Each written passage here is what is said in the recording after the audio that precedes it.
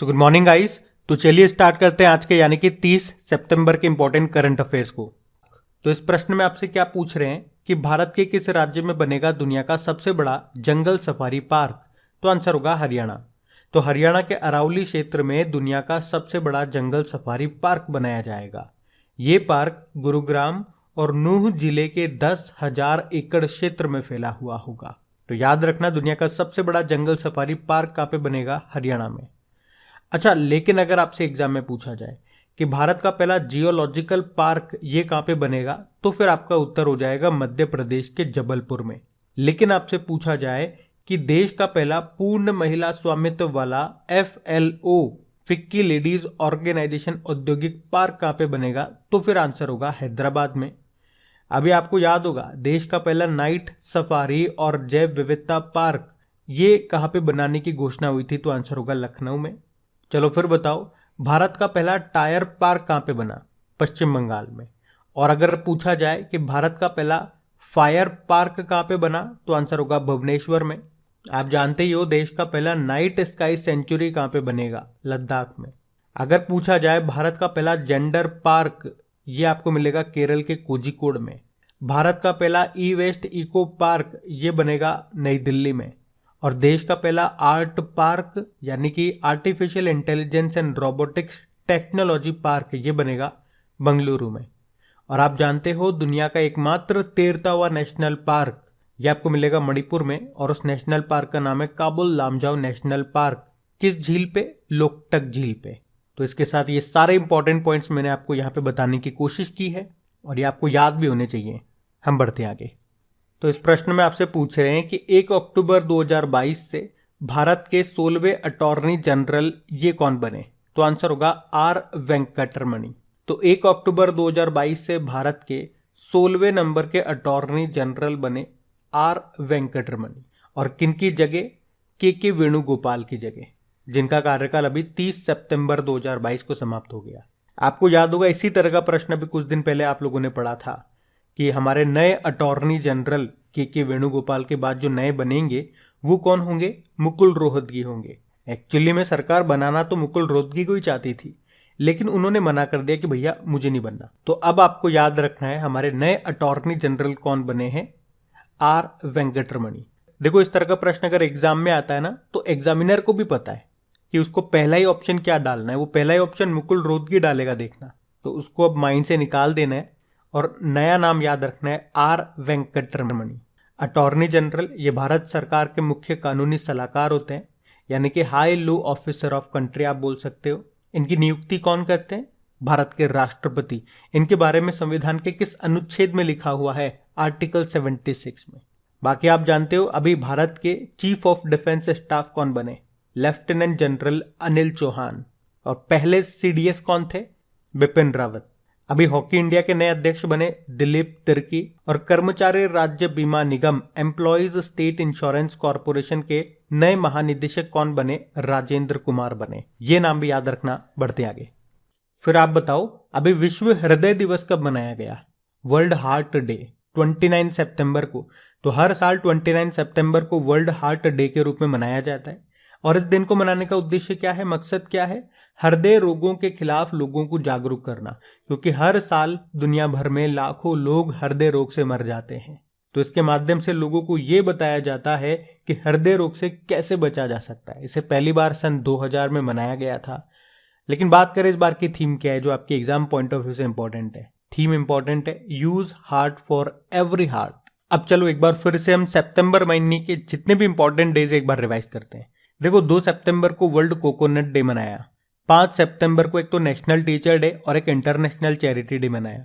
8 सितंबर को world literacy day और world physiotherapy day मनाया।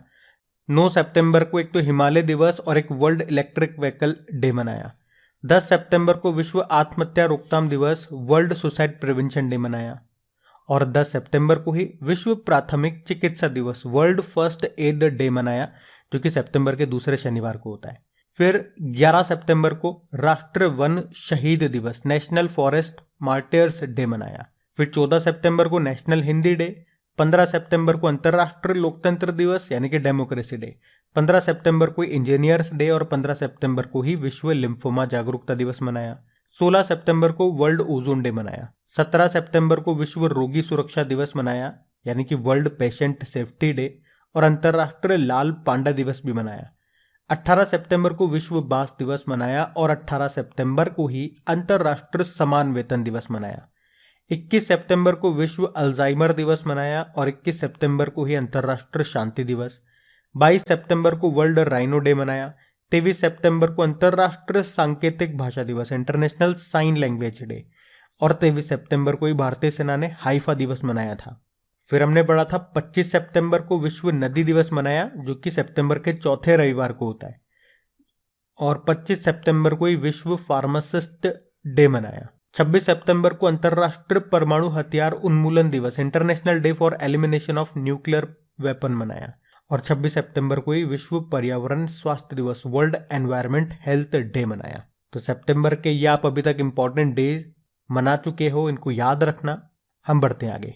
फिर आपको बताना है अभी सितंबर 2022 में दलीप ट्रॉफी का खिताब किसने जीता? तो आंसर होगा वेस्ट जोन ने। पहली बात करते हैं कि दलीप ट्रॉफी 2022 का आयोजन ये कहां पे किया गया? तो आंसर होगा कोयम्बटूर में। किसने जीता? अजिंक्य रहाणे के नेतृत्व वाले वेस्ट जोन ने जीता है। किसको हराया? साउथ जोन को हराया। और इसमें यशस्वी जायसवाल ने दोहरा शतक बनाने के लिए प्लेयर ऑफ द मैच का पुरस्कार जीता है। वहीं जयदेव उनादकट ने प्लेयर ऑफ द सीरीज का खिताब अपने नाम किया। दलीप ट्रॉफी, इसका संबंध क्रिकेट से है। इसका पहला संस्करण 1961-62 में खेला गया था। ये तो हमने दलीप ट्रॉफी की बात कर ली। इससे पहले हमने रणजी ट्रॉफी के बारे में पढ़ा था। उसको किसने जीता था?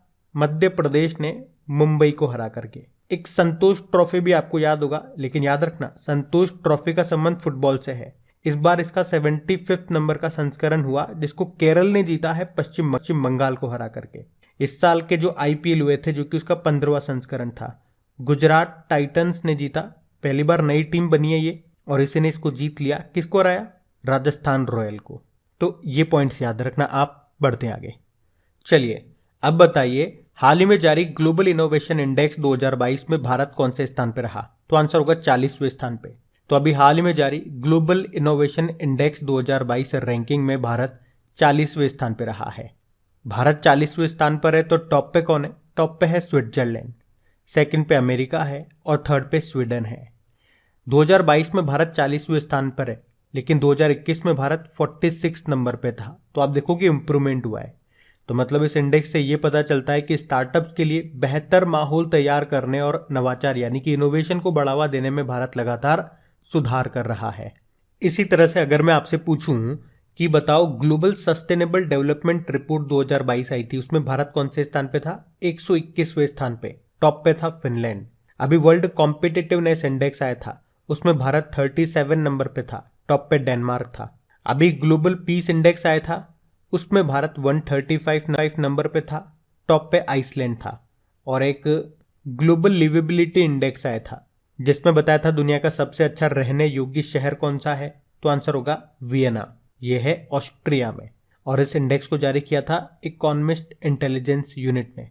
एक पर्यावरण प्रदर्शन सूचकांक आया था, उसमें भारत आखिरी स्थान पे था, 180 स्थान पे। टॉप पे डेनमार्क था। आपने पढ़ा होगा एक विश्व वायु शक्ति सूचकांक 2022 आया था, उसमें भारतीय वायुसेना तीसरे स्थान पे थी। पहले स्थान पे अमेरिकी वायुसेना, दूसरे पे रशिया की वायुसेना, तीसरे पे भारतीय वायुसेना। एक travel and tourism development index आया था, जिसको वर्ल्ड इकोनॉमिक फोरम ने जारी किया, उसमें भारत 54 नंबर पे था। टॉप पे जापान था। एक आया था वर्ल्ड प्रेस फ्रीडम इंडेक्स, जिसको जारी कौन करता है? Reporters without border. उसमें भारत 150वें स्थान पे था। टॉप पे नॉर्वे था। एक आपने पढ़ा था वर्ल्ड हैप्पीनेस इंडेक्स, जिसमें भारत 136 नंबर पे था। टॉप पे फिनलैंड था।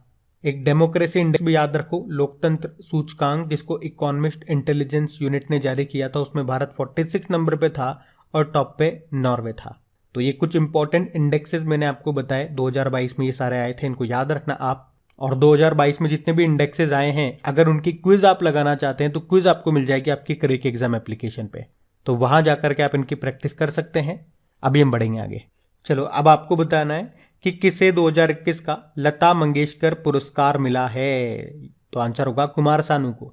तो ये जो लता मंगेशकर पुरस्कार है ये उनकी जयंती को यानी कि अभी 28 सितंबर को उनके जन्म स्थान इंदौर में दिया गया। अब यहाँ पे याद रखना 3 सालों के मैं आपको बता रहा हूँ।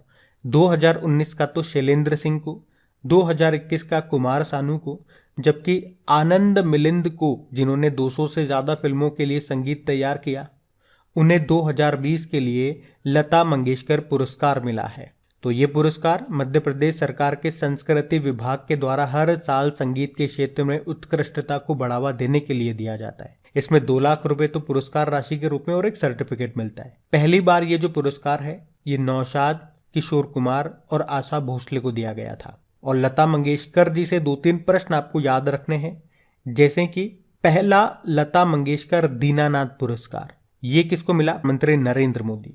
अभी लता मंगेशकर जी के नाम पे संगीत अकादमी और एक संग्रहालय कहाँ पे बनेगा? इंदौर में। और अभी कल ही पढ़ा है हमने, अयोध्या में एक घाट क्रॉसिंग का नाम यानी कि एक चौराहे का नाम इन्हीं के नाम पे रखा गया है। इन्हें भारत का सर्वोच्च नागरिक सम्मान भारत रत्न मिला था सन 2001 में, और 2007 में फ्रांस का सर्वोच्च नागरिक सम्मान मिला था। ये पॉइंट भी याद रखना। बढ़ते आगे। चलो बताओ, हाल ही में किसने ऑपरेशन गरुड़ ये शुरू किया? तो आंसर होगा सीबीआई ने। तो अभी सेंट्रल ब्यूरो ऑफ इन्वेस्टिगेशन ने नशीले पदार्थों की तस्करी को शुरू करने के लिए ऑपरेशन गरुड़ शुरू किया। तो हिंद महासागर क्षेत्र पर विशेष ध्यान देने के लिए और अवैध दवाओं की तस्करी का मुकाबला करने के लिए सीबीआई ने अभी इंटरपोल और नारकोटिक्स कंट्रोल ब्यूरो के साथ इस अभियान को शुरू किया। तो याद रखना, ऑपरेशन गरुड़, इसके द्वारा सीबीआई ड्रग नेटवर्क को टारगेट करना चाहती है। अच्छा, यहाँ पे एक प्रश्न मैं आपसे पूछूंगा कि रेलवे प्रोटेक्शन फोर्स ने रेल के माध्यम से नशीले पदार्थों की तस्करी को रोकने के लिए कौन सा ऑपरेशन शुरू किया था? और एक और प्रश्न सुनो, अभी भांग की खेती को खत्म करने के लिए अभी किस राज्य ने ऑपरेशन परिवर्तन शुरू किया था? उस राज्य की पुलिस ने यह शुरू किया था, उस राज्य का नाम बताओ। और सीबीआई के बारे में अभी कुछ दिन पहले हम लोगों ने पढ़ा था। कब पढ़ा था? जब सीबीआई ने ऑपरेशन मेघ चक्र अभियान को शुरू किया था, तब हमने इसके बारे में पढ़ा था। सीबीआई मतलब सेंट्रल ब्यूरो ऑफ इन्वेस्टिगेशन। शुरुआत होती है 1963 में, नई दिल्ली में हेडक्वार्टर है और इसके डायरेक्टर जनरल हैं सुबोध कुमार जायसवाल। एक ऑपरेशन गंगा आप याद रखना, यूक्रेन में फंसे हुए भारतीयों को वापस लाने के लिए चलाया था ऑपरेशन गंगा। और अफगानिस्तान में फंसे हुए भारतीयों को वापस लाने के लिए कौन सा ऑपरेशन चलाया था? ऑपरेशन देवी शक्ति। गरुड़ से आपको याद आएगा गरुड़ शक्ति नाम की एक्सरसाइज, बता सकते हो किन किन के बीच होती है? भारत और इंडोनेशिया के बीच में। एक ड्रोन स्टार्टअप है गरुड़ एरोस्पेस, जिसके ब्रांड एम्बेसडर बने थे महेंद्र सिंह धोनी। और यहाँ पे एक और प्रश्न मैं आपसे पूछूंगा कि IWF junior world weightlifting championship में गोल्ड जीतने वाली पहली भारतीय कौन बनी थी? तो आंसर होगा हर्षदा शरद गरुड़। तो उनका नाम भी याद रखना। बढ़ते आगे।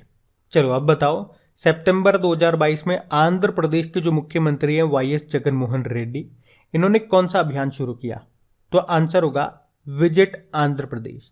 तो अभी आंध्र प्रदेश के मुख्यमंत्री YS जगनमोहन रेड्डी ने अमरावती में विजिट आंध्र प्रदेश अभियान को शुरू किया है। और इस अभियान के हिस्से के रूप में आंध्र पर्यटन को बढ़ावा देने के लिए 2023 को विजिट आंध्र प्रदेश के रूप में मनाएगा। और इस अभियान के हिस्से के रूप में आंध्र पर्यटन को बढ़ावा देने के लिए 2023 को विजिट आंध्र प्रदेश के रूप में मनाएगा, जिसमें विदेशी पर्यटकों को आकर्षित करने पर जोर दिया जाएगा। अभी आपको याद है हमने विश्व पर्यटन दिवस मनाया था, वर्ल्ड टूरिज्म डे। कब? 27 सितंबर को। तो उसी दिन के मौके पर ये विजिट आंध्र प्रदेश अभियान शुरू किया आंध्र प्रदेश ने। अब बात आंध्र प्रदेश की, तो ये रहा मैप में आंध्र प्रदेश। अच्छा, आंध्र प्रदेश के मुख्यमंत्री जगनमोहन रेड्डी हैं और गवर्नर कौन है? विश्वभूषण हरिचंद्रन। आपको याद है भाषा के आधार पर गठित होने वाला पहला राज्य आंध्र प्रदेश है। देश का पहला दिशा पुलिस स्टेशन आपको आंध्र प्रदेश में मिलेगा। और भारत का पहला एक्वा मेगा फूड पार्क ये स्थापित किया गया था आंध्र प्रदेश में ही। भारत की पहली फ्रूट ट्रेन ये आंध्र प्रदेश से ही रवाना हुई थी। और भारत का पहला online waste management platform launch किया गया था आंध्र प्रदेश में ही। अभी जो फॉरेस्टर रिपोर्ट आई थी उसमें हमने पढ़ा था वन क्षेत्र में सबसे ज्यादा वृद्धि ये कहाँ पे देखी गई? आंध्र प्रदेश में। आंध्र प्रदेश ने अभी 13 नए जिलों का निर्माण भी किया, तो अब टोटल कितने हो गए? 26 हो गए हैं। फलों के उत्पादन में अभी आंध्र प्रदेश ही टॉप पे रहा है। और सब्जियों के उत्पादन में कौन टॉप पे रहा था? उत्तर प्रदेश। ध्यान रखना ये सब। बढ़ते आगे। अब बताओ केंद्रीय पर्यटन मंत्रालय की एक रिपोर्ट के अनुसार किस राज्य में 2021 में विदेशी पर्यटकों की संख्या सबसे अधिक थी? तो आंसर होगा महाराष्ट्र। तो अभी केंद्रीय पर्यटन मंत्रालय ने एक रिपोर्ट जारी की है जिसके अनुसार 2021 में महाराष्ट्र में विदेशी पर्यटकों की संख्या सबसे ज्यादा थी। कितनी थी? 1.26 मिलियन। उसके बाद 1.23 मिलियन विदेशी पर्यटकों के साथ तमिलनाडु दूसरे स्थान पर रहा। इस रिपोर्ट का नाम क्या है? इंडिया टूरिज्म स्टैटिस्टिक 2022, जिसे हमारे वाइस प्रेसिडेंट जगदीप धनखड़ ने जारी किया। अच्छा, ये जो वाइस प्रेसिडेंट है ना हमारे, ये कौन से नंबर के हैं? 14th नंबर के हैं। ऐसे याद रखो, देखो वाइस प्रेसिडेंट 14th नंबर के हैं जगदीप धनखड़। अभी नई प्रेसिडेंट बनी है द्रौपदी मुर्मू, 15वें नंबर की है। और अब अटॉर्नी जनरल हमारे 16वें नंबर के हैं। कौन? आर वेंकटरमणि। 14, 15, 16 ऐसे याद रखो। याद रखने में आसानी रहेगी। कोरिलेट करके चीजों को पढ़ोगे, मैं हमेशा आपको कहता हूं, आपको चीजें याद रखने में आसानी रहेगी। बढ़ते आगे। चलो फिर बताओ, अभी हाल ही में केंद्रीय मंत्रिमंडल ने प्रधानमंत्री गरीब कल्याण अन्न योजना को अक्टूबर से दिसंबर 2022 तक 3 महीने के लिए और बढ़ा दिया। ये योजना कब शुरू हुई थी? तो आंसर होगा 2020 में। तो अभी केंद्रीय मंत्रिमंडल ने प्रधानमंत्री गरीब कल्याण अन्न योजना को अक्टूबर से दिसंबर 2022 तक 3 महीने की अवधि के लिए और बढ़ा दिया। तो इस फैसले से 80 करोड़ लोगों को फायदा होगा। इसे मार्च 2020 में शुरू किया गया था और इस योजना पर अब तक 3,45,000 करोड़ रुपए खर्च किए जा चुके हैं। तो प्रधानमंत्री गरीब कल्याण अन्न योजना, इसमें राशन कार्ड रखने वाले हर परिवार को प्रति व्यक्ति 5 किलो चावल या गेहूं और 1 किलो दाल मिलती है। इस योजना को शुरू करने का उद्देश्य क्या था? भारत के सबसे गरीब नागरिक को भी खाना खिलाना है। अच्छा, इसी तरह से अगर आपसे पूछा जाए कि प्रधानमंत्री किसान योजना, यहाँ पे किसान का मतलब हो गया कृषक सम्मान निधि योजना, ये कब शुरू हुई थी? 24 फरवरी 2019 को। कहाँ से? गोरखपुर, यूपी से। इसमें आपको बताया किसान को साल में 3 बार 2-2 हजार रुपए करके 3 किस्त दी जाती है, टोटल 6,000 रुपए हो जाते हैं। और अगर आपसे पूछा जाए आयुष्मान भारत योजना, प्रधानमंत्री आयुष्मान भारत योजना, ये शुरू हुई थी 23 सितंबर 2018 को। कहाँ से? रांची, झारखंड से। इसमें 5 लाख रुपए प्रति परिवार स्वास्थ्य बीमा दिया जाता है। और अगर आपसे यहां से पूछा जाए ना, एक करंट अफेयर्स का प्रश्न है कि इस योजना में 100% परिवारों को शामिल करने वाला जिला ये कौन सा बना? जम्मू कश्मीर का सांबा जिला। तो बात करेंगे कल के वीडियो में पूछे गए प्रश्न के उत्तर की। तो कल के वीडियो में आपसे क्या पूछा था? 2022 में 52वें दादा साहब फाल्के पुरस्कार से किसे सम्मानित किया जाएगा? तो आंसर होगा आशा पारेख। ये दिया तो 2022 में जा रहा है, लेकिन ये किस वर्ष का है ये याद रखना, 2020 का है ये। तो आप सभी ने प्रश्न का बिल्कुल सही उत्तर दिया। और गाइज, इन सभी का क्विज बना करके अपलोड कर दिया गया आपकी क्रेक एग्जाम एप्लीकेशन पे। वहीं पे इनकी पीडीएफ भी आपको मिल जाएगी, जिसका लिंक आपको नीचे डिस्क्रिप्शन बॉक्स में मिलेगा। और देखो, क्विज आप जरूर लगाया करो, क्योंकि जब आप क्विज लगाओगे तो इन सभी क्वेश्चंस की आपकी अच्छे से प्रैक्टिस होगी, ताकि एग्जाम टाइम में इन सभी क्वेश्चंस को आप भूलो नहीं। और अपनी क्रेक एग्जाम एप्लीकेशन में एक अच्छा फीचर भी आपको मिलेगा लीडर बोर्ड का, जहां पे आप अपनी रैंक देख सकते हो। और अगर आप टॉप 10 के अंदर आते हो तो आप ही नहीं, सभी लोग आपको देख सकेंगे, आपके फ्रेंड्स, आपके फैमिली मेंबर सभी। जैसे कि कल की क्विज में कौन से स्टूडेंट टॉप 10 में रहे, तो आप देख सकते हो आशुतोष कुमार, ये पहले स्थान पे रहे। फिर डेविल बॉय, रोहिल, हर्षबन, अमन, केएम उपाध्याय, नकुल, गौरव, नूर और श्रीपत एनटीआर। अब मैं ये नाम आपको क्यों दिखा रहा हूं, इनके नाम क्यों बोल रहा हूं? ताकि आप लोग थोड़े से मोटिवेट हो सको। आपकी भी कोशिश रहे कि यार मेरा भी नाम इस लिस्ट में आना चाहिए, कल के वीडियो में मेरा भी नाम बोला जाना चाहिए, सब लोग आपका नाम सुने। और यहाँ पे नाम कब आता है? जब कम समय लेकर के आप ज्यादा क्वेश्चन राइट करते हो। अब अगर आप ऐसा सोचोगे तो फायदा क्या होगा? भले ही यहाँ पे नाम आए ना आए, उससे फर्क नहीं पड़ता, लेकिन उस लालच में आपके क्वेश्चन को स्पीड से रीड करने की जो हैबिट है वो बनेगी। आपका कंसंट्रेशन लेवल बढ़ेगा कि एक ही बार में क्वेश्चन को मुझे समझना है और उसका आंसर लगाना है, क्योंकि यही तो वो चीज है जो एग्जाम में आपको दूसरों से आगे रखती है। वरना पेपर तो सबको आता है, लेकिन कम समय में जो ज्यादा से ज्यादा क्वेश्चन सही करता है वही बाजी मार ले जाता है। तो बस हम यही चाहते हैं कि कम से कम समय लेकर के आप ज्यादा से ज्यादा क्वेश्चन राइट करो। अब आप कोशिश करना, लिंक आपको मिलेगा डिस्क्रिप्शन बॉक्स में। और सेशन अच्छा लगा, मेहनत अच्छी लगी तो प्लीज वीडियो को लाइक जरूर कर देना, नहीं करा तो, और शेयर जरूर करना अपने दोस्तों के साथ में। अब ये रहा आज का आपका होमवर्क प्रश्न।